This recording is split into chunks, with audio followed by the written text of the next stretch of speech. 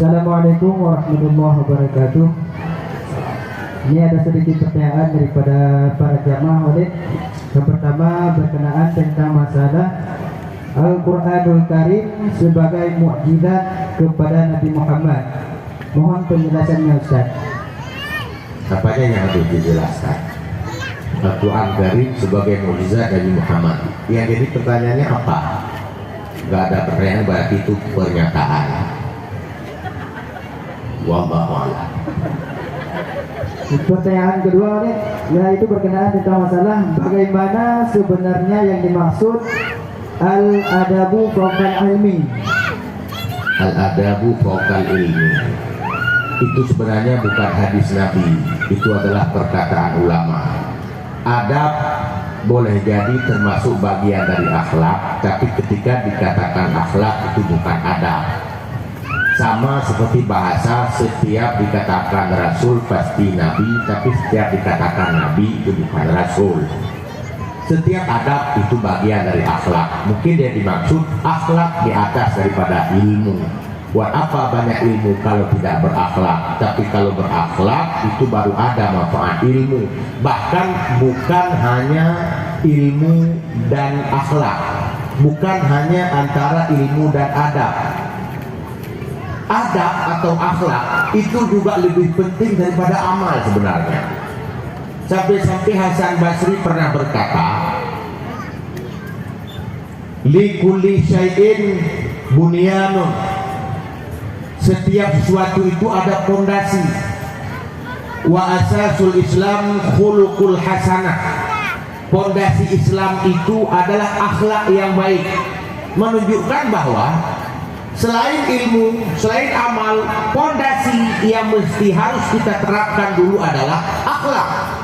Dan ada hadis lain yang menyatakan, siapa saja yang banyak akhlaknya, baik perilakunya, niscaya dia akan diantarkan oleh Allah ke dalam kebaikan meskipun sedikit amal zahirnya. Sebaliknya, setiap orang yang banyak taatnya, banyak amal zahirnya, tapi buruk akhlaknya, ada kemungkinan su'ul khatimah matinya. Berarti bukan hanya antara akhlak dan ilmu, tapi akhlak dan amal juga lebih dikedepankan akhlak, karena akhlak bagian dari amal batin. Wallahu a'lam. Pertanyaan selanjutnya Walid, yaitu berkenaan tentang masalah apa beda ruh dengan arwah. Ruh bahasa Arab, arwah juga bahasa Arab. Kalau ruh kalimat tunggal, arwah jamak atau plural. Berarti beda antara tunggal dan jamaknya saja. Maka ketika kita kirim ila arwahi, itu tandanya banyak ruh. Kalau ila ruhi berarti hanya satu ruh. Karena orang Arab kalimat tunggal dijadikan jamak, kadang-kadang cuma balik baris. Beda dengan orang Indonesia. Orang Indonesia kalimat tunggal kalau mau dijadikan jamak diulang dua kali. Namanya rumah, satu rumah. Banyak rumah, rumah. Pisau, satu pisau. Banyak pisau, pisau. Kupu-kupu, satu kupu-kupu. Banyak kupu-kupu. Diulang dua kali biasanya. Bahasa Arab ruh, arwah, bukan ruh. Berarti hanya beda antara dua itu saja. Wallahu a'lam. Pertanyaan selanjutnya Walid. Assalamualaikum warahmatullahi wabarakatuh. Apakah boleh kita yang bermadhab Imam Asy-Syafi'i bayar zakat fitrah dengan uang? Mohon penjelasan Walid. Dalam mazhab Syafi'i tetap tidak boleh. Lalu kalaupun kita ingin ikut mazhab yang lain, ya silahkan, asalkan jangan talfik. Talfik itu artinya kita tidak ikuti keseluruhan. Soal mengeluarkan zakat dengan uang berpijak kepada mazhab Malik. Lalu ukurannya berpijak kepada mazhab Syafi'i. Ini tidak boleh. Kalau sudah sepenuhnya kepada mazhab Malik, ya semuanya menurut ukuran Malik. Ukuran zakatnya berapa, nisabnya berapa, yang harus dikeluarkan apa, seluruhnya harus secara Maliki, baru boleh. Kalau tidak, berarti kita dianggap pelin-pelan dalam bermazhab. Ini memang tidak ada dalil, sehingga ada yang mengatakan, apa alasan Ustadz melarang begitu? Sekarang kita pakai logika saja. Mazhab Malik, mereka tidak mewajibkan pernikahan ada saksi. Jamaah, mazhab Malik pernikahan tidak mewajibkan saksi. Lalu mazhab Hanafi tidak mewajibkan ada wali. Yang satu tidak mewajibkan saksi, yang satu tidak mewajibkan wali. Ada pasangan lagi pacaran di mobil, kata cowoknya, yuk kita nikah yuk. Kan nggak ada saksi, kita mazhab Malik. Lalu kita nggak punya wali, mazhab Hanafi. Lalu mereka menikah berdua di mobil, sah nggak? Kalau di sini tidak sah, berarti di tempat lain juga tidak. Artinya tidak ikut semua. Kalau Malik, ya Malik. Kalau Hanafi, ya Hanafi. Tidak sah. Ya masalah. Maka kalaupun mau bayar zakat dengan uang, taklidlah mazhab Malik. Kalau setelah ditaklid sepenuhnya, sah insyaallah. Wallahu a'lam. Pertanyaan selanjutnya Walid, Assalamualaikum Walid, apa ciri-ciri Wahabi Salafi dengan Ahlu Sunnah wal Jamaah? Ya, berat loh. Wahabi sebenarnya nama lama buat orang-orang yang sekarang menamakan dirinya sebagai Salafi. Karena Wahabi dulunya telah cacat di Arab Saudi, maka nama mereka sekarang dibalik dengan Salafi. Sebenarnya itu juga. Ciri-ciri mereka adalah mereka itu tidak toleran dengan persoalan khilafiyah. Setiap ijtihad ulama mungkin benar mungkin salah, tapi jangan dengan klaim satu benar satu salah. Tetapi itu masih dalam ilmu Allah, siapa yang benar nanti di akhirat. Maka ulama-ulama Syafi'i selalu menggunakan istilah yang ini pendapat kuat, ini pendapat lemah. Yang satu pendapat rajih, yang satu pendapat marjuh. Selalu saja istilah itu yang digunakan oleh ulama-ulama dahulu. Tapi mereka selalu menggunakan yang satu sunnah, yang satu bid'ah. Bagaimana hukum kunut? Bid'ah. Bagaimana hukum maulid? Bid'ah. Berarti hanya salah dan benar. Hanya itu yang mereka pegang terhadap pendapat. Maka orang-orang yang toleran dengan pendapat orang lain, mereka tidak berani menyalahkan karena itu adalah hukum ijtihad. Itu adalah perbedaan yang menyolok dalam aliran Wahabi. Adapun perbedaan Salafi dengan Wahabi, mereka tidak beda, cuma nama yang telah mereka tukar, itu saja. Wallahu a'lam. Pertanyaan selanjutnya yaitu berkenaan tentang masalah menurut seseorang bahwa makan kepiting bakau hukumnya haram. Mohon penjelasannya oleh. Kepiting bakau itu biang bangkai. Aceh loh. Memang dalam fikih ada bahasa sarapan. Dan sarapan. Sarapan itu kepiting. Ternyata sarapan itu bahasa jenis. Bahasa jenis mencakup termasuk bahasa Aceh kerungkong hidup tenang. Termasuk biang paya, biang darat, yang daerah Aceh Selatan, biang kelam untuk UI. Biang-biangnya nilup dalam syaratan, maka jenis syaratan itu memang jenis haram. Adapun kepiting bakau itu ada ulama yang menyatakan halal. Kenapa? Karena mereka di Jakarta dulu di pesantren Jawa di Lirboyo kalau nggak salah saya, mereka undang dokter hewan, mereka undang pakar-pakar, lalu mereka buat penelitian. Kepiting bakau ini masuk kemana? Ternyata kesimpulannya kepiting bakau bukan makhluk yang hidup di dua tempat. Karena ketika kepiting itu ke darat, kepiting ini bawa air, istilahnya ada radiatornya. Karena yang dari jeng ada kerumnya. yang TE udara itu EI AB yang berarti kepiting termasuk makhluk yang tidak bisa terlepas daripada air. Kesimpulan, kepiting bukan makhluk hidup di darat dan di air, tapi makhluk yang butuh selalu kepada air. Maka urut mutakbir kabe-kabe payah diram iya terbiar bahan mati dia. Itu dia kesimpulan, kepiting halal dan kepiting makau ada pun haram. Wallah. Pertanyaan yang terakhir oleh yaitu berkenaan tentang masalah tuku dibancara bujuk tabake peng toki halal. Mohon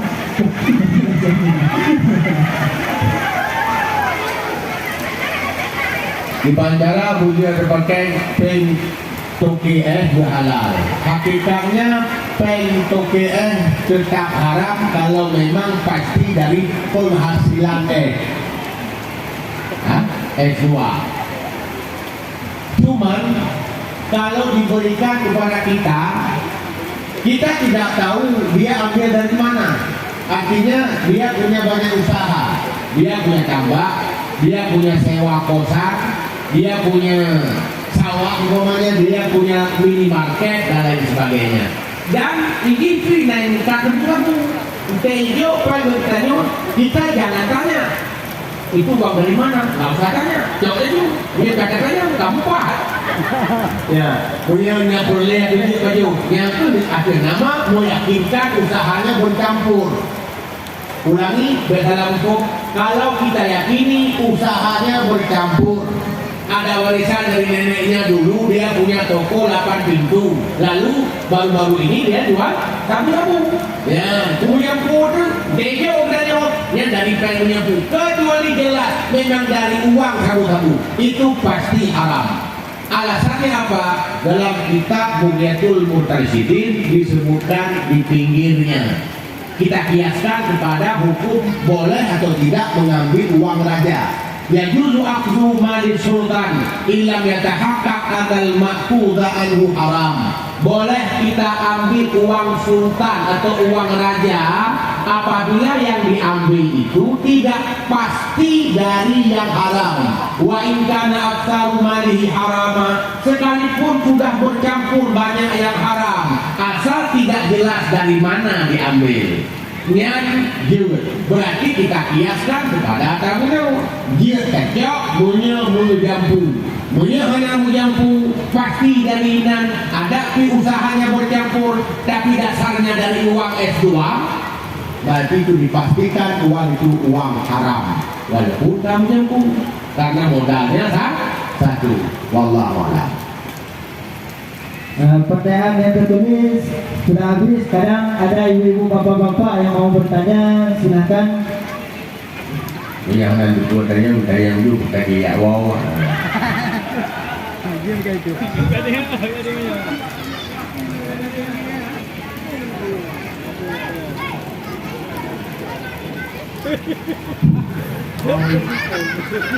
Assalamualaikum warahmatullahi wabarakatuh. Waalaikumsalam warahmatullahi wabarakatuh. Saya Ustaz, nyawa kita dengar penceramah, nyawa diciptakan oleh Allah Subhanahu wa taala sama semua.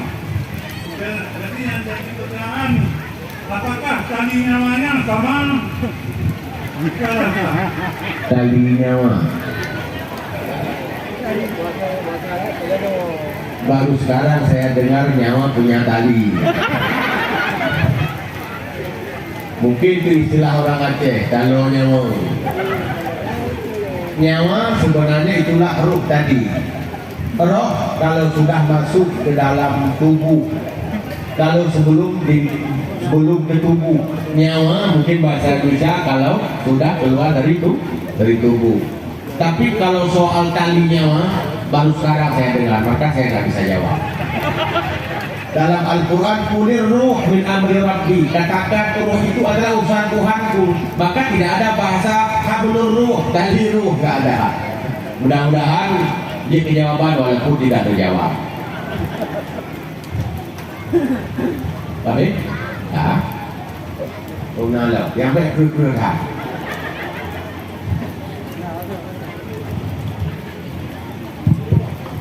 Kepada ibu bapak yang mau bertanya, silakan.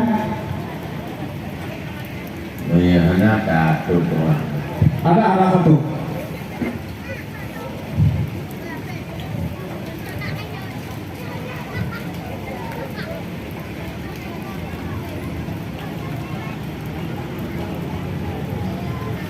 Assalamualaikum warahmatullahi wabarakatuh. Waalaikumsalam. Mohon izin untuk mohon maaf.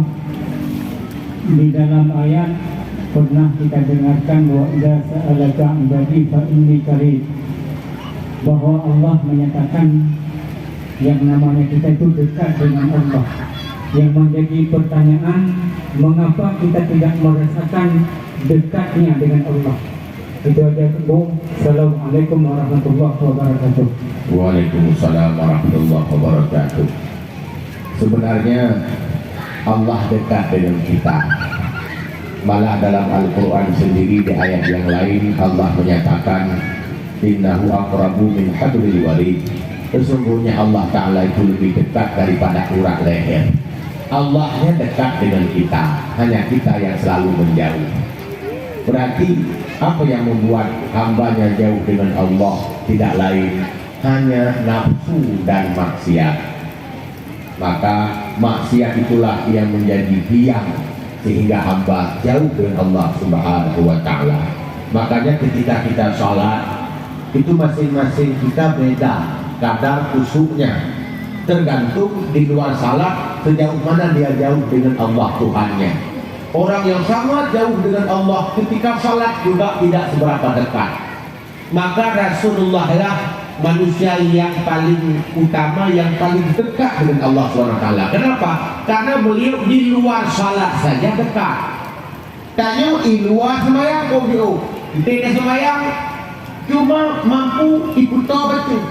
Maka orang-orang yang di luar salat telah dekat hatinya dengan Allah, ketika salat bisa lebih menjadi dekat lagi.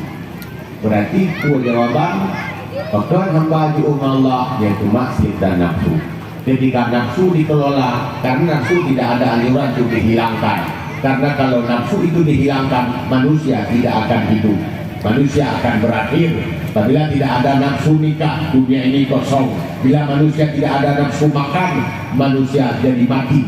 Maka nafsu bukan disuruh hilangkan, tapi hanya disuruh kelola di tempatnya. Maka kelolalah nafsu agar kita berada di dalam Tuhan dan jauh daripada maksiat. Itulah penyebab kita dekat dengannya. Wallahu. Ini ada satu pertanyaan yang masuk melalui WhatsApp, yaitu berkenaan tentang masalah apakah berdosa kalau kita membaca kitab salah-salah, terutama pada ketika membaca ayat dan hadis Nabi. Sekian. Membaca ayat salah-salah, kalau dia tidak punya waktu untuk belajar, itu mungkin dimaafkan. Tetapi kalau punya waktu untuk belajar, membaca salah, apalagi terjemahannya juga jadi salah, itu dosa. Baca kitab beda dengan baca Quran dan baca hadis.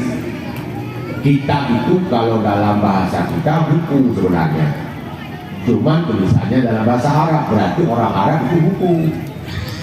Tapi beda baca hadis, baca Quran di sembarangan, hadis juga tidak bisa sembarangan. Walaupun Quran panjangnya harus dijaga sekadarnya, makna sekadar juga. Ukuran beli panjang yang kan mesti yang panjang 6 harakat mesti 6 harakat, mana mesti. Sehingga bak kita di anak di sana dijelaskan untuk bacaan Fatihah dalam salat disyaratkan riayatil mat, menjaga riayatil tasdid.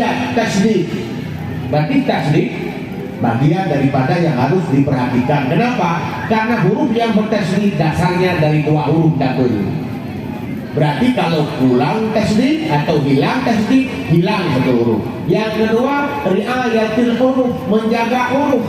Maksud menjaga huruf jangan ketukar antara bat dengan dot, dai dengan dal, jangan sampai ketukar. Tidak ada bahasa di sana riayatul mad, tidak ada. Itu artinya apa?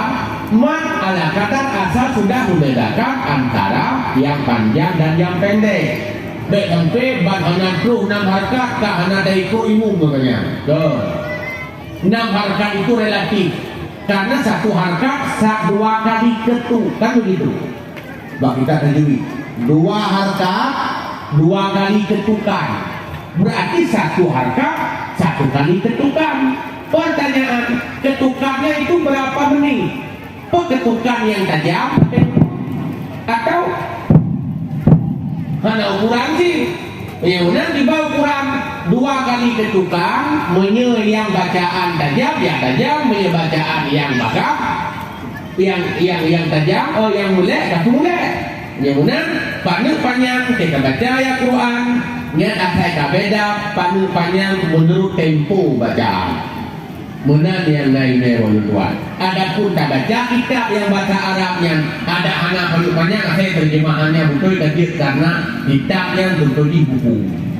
Maka Abu Hidul Wali itu kitab mahali betul, buku mahali betul. Tandanya apa? Kitab itu sama dengan buku. Yang beda kayak tuan tadi.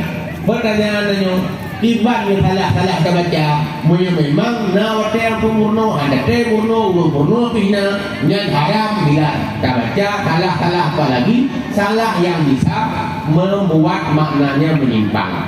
Wallahu a'lam. Lu kira kan tak ada pulangnya ujian kita itu, kan?